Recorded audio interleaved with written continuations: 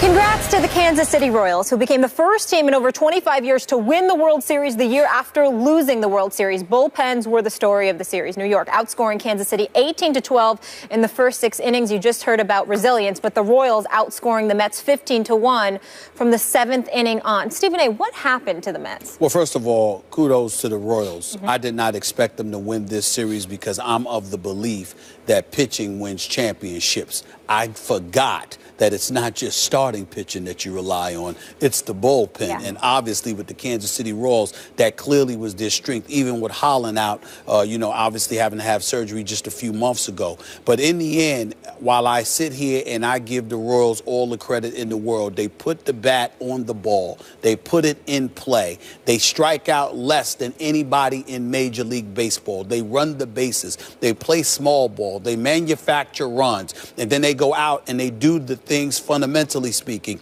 that you need to do in order to win. The one thing that I think, however, must go, we have to speak on it, can't go unnoticed.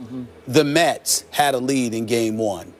You blew it. Not just an error by Wright, but also the blown save by Familia, all right, who didn't trust his 97-mile-per-hour sinker and instead tried to quick pitch Alex Gordon and then ended up costing him. You had the lead in Game 4, and you ultimately blew that, and you had the error by Daniel Murphy. You had the lead last night. Matt Harvey was sensational, answered the bell, pitched 8 complete innings. I had no problem with Terry Collins sending him out there to pitch, but he should have yanked him once he walked Kane. He should not have let him pitch to that second batter. Kane stole second, and then obviously, and then Hosmer smacked that shot, and ultimately Kane came home. That was the mistake. That's the lone mistake that was made as it pertained to Harvey. But in the end, the Mets lost this game because the Royals were more fundamentally sound. They know how to play this game, and more importantly, the Mets choked. There's no other way around this. When you lose because of errors, you have choked. That's what happened. Lucas Duda last night, the throw to home plate. Not catch, wild throw and not catching Hosmer.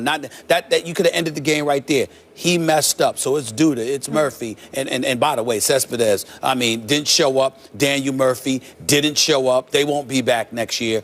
They played well through the playoffs, but when the World Series arrived, your hitters didn't hit and your defense committed errors, and it was against the most fundamentally sound team in baseball. That's why the Kansas City Royals are the champions. If Lucas Duda just makes a decent throw home, they're going back to Kansas City for Game 6, That's right? That's right. And he overgrips the ball and threw a big curveball that the catcher couldn't even flag down. And all of a sudden, the heart fell out of the Mets. They were devastated again. Here's my bottom line to this World Series. The Mets turned back into the sad sack Mets. And you've been in New York a long time. You've covered a lot of Mets. You know the Mets.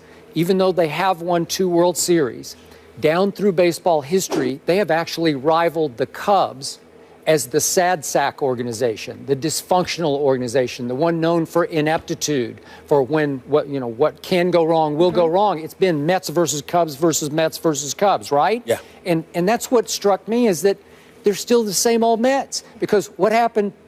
The first batter up for Kansas City in Game 1, bottom of the first. Remember Escobar? That's right. Hits a long fly. And Cespedes, I don't know what he's doing. And he either lost it in the lights or his shoulder is hurting or whatever, and it bounces off his foot into an inside-the-park home run. Cespedes seemed like he didn't even care half the time. He didn't care. And batted 3 for 20 in this series with 6 strikeouts. And then Familia, untouchable. And he leaves the ball up and over the plate to Alex Gordon, and he hits it to Oklahoma City. Remember that? That devastated the Mets right there.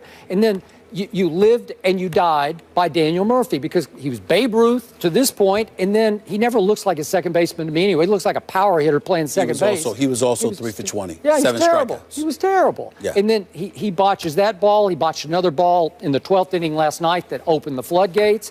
So you live and die by him, and in the end, you're just the same old Mets, and you lost in 5. You swept the Cubs, and you lost in 5. Because the Cubs were the league leaders in strikeouts. Yeah. And Kansas City didn't strike out at all. Tough weekend for New York sports, and that comes from Miss Connecticut. No doubt. No doubt. Congratulations to Kansas City. They deserve it. Yes. They're 2 of the best ever, and both of their teams are 7-0. But does Peyton's team hold the edge over Brady's bunch? Find out next.